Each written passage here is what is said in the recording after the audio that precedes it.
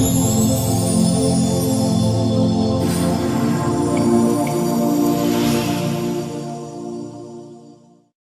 बच्चों, कैसे हैं आप? उम्मीद करती हूँ आप बढ़िया और एकदम मज़े में होंगे और अपनी पढ़ाई में व्यस्त होंगे।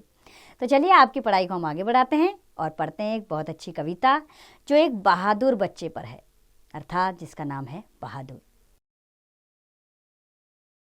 अर्थात एक ऐसा बच्चा जो किस तरह का जीवन बिता रहा है, कैसी ज़िंदगी में जी रहा है, वो इस कविता के माध्यम से आपको समझाया जा रहा है। तो कविता की पंक्तियाँ कुछ इस तरह हैं। एक बड़ा प्यारा सा लेकिन गरीब सा बच्चा है, कितना अभागा है वो, बहादुर उसका नाम है। एक बच्चा बहुत ही प्यारा लेकिन बहुत गरीब, बहुत अभागा, उसके साथ कोई नहीं है। उसका नाम क्या है? बहादुर। नन्हे नन्हे हाथों से ढेर सारे बर्तन धोना उसका काम है। अपने छोटे छोटे कोमल हाथों से वो ढेर सारे बर्तन धोता है, ये उसका काम है।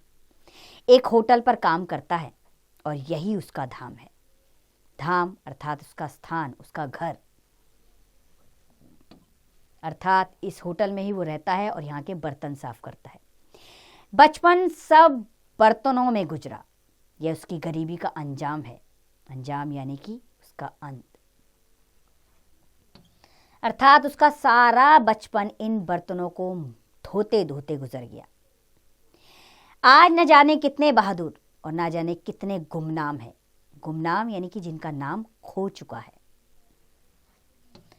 अर्थात आज न जाने कितने ऐसे ही बहादुर नाम के बच्चे हैं जो खो चुके हैं या आज भी कई मजदूरी कर रहे हैं। उनके जैसा ही एक बच्चा महलों में एक इतना बेनाम है, बेनाम बिना नाम का। एक उन्हीं के जैसा बच्चा है जो महलों में भी है। हाय रे इन बच्चों की किस्मत जिनका बचपन किसी का गुलाम है। गुलाम यानी कि किसी के आदेश पर काम करने वाला।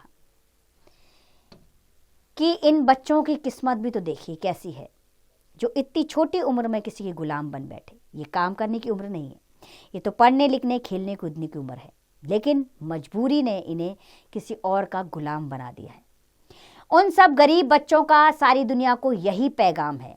पैगाम यानी कि संदेश, अर्थात ये बच्चे सारी दुनिया को यही संदेश दे रहे हैं कि उनके जैसा गरीब कोई ना को हो यही इनका सरेआम है।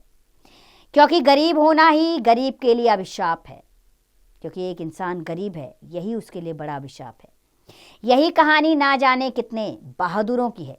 यह समस्या आम है, समस्या जो हमारे आने वाली कठिनाई है। अर्थात ये अनेक बच्चों के सामने ये समस्या आती है। बच्चे गरीब होते हैं, उन्हें अपनी गरीबी के कारण कहीं भी नौकरी करनी पड़ती है। छोटी सी उम्र में जो पढ़ने लिखने की उम्र होती है उसमें वो काम कर रहे होते हैं। पढ़ना चाहकर भी नहीं पढ़ पाते ये बच्चे, इनकी किस्मत भी जाम है। इनको ज़रूरत है एक ऐसी छाँव की, छाँव यानी कि छाया की, जिससे इनकी भी कोई पहचान हो। पहचान यानी कि इन्हें भी जानने वाला कोई हो। तो बच्चों, वीना ठाकुर द्वारा रचित कविता, इसमें हमें यह समझाया गया है कि जो बच्चे बाल मजदूरी करते हैं उनका जीवन कितना असहाय होता है।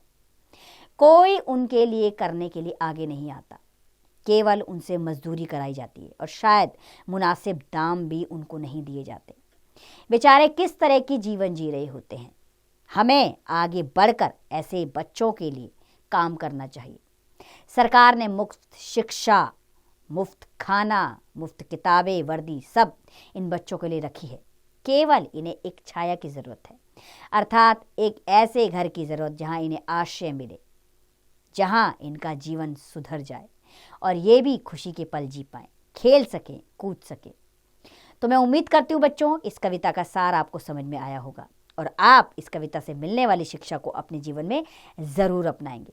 आप भी ऐसे लोगों के लिए काम कीजिए। अनाथ आश्रम में जाइए, उनसे पूछिए क्या समस्याएं आपकी, और हो सके अगर आप उनके समस्याओं में उनका साथ दे सकें तो ज़रूर दीजिए। वृद्धाश्रम जाइए, ऐसे लोगों से मिलिए, उनकी सेवा कीजिए। परम आनंद की अनुभूति होगी इसमें और ईश्वर की कृपा आप पर ज़रूर होगी। अब इस कविता का अभ्यास कार्य आप स्वयं कीजिए।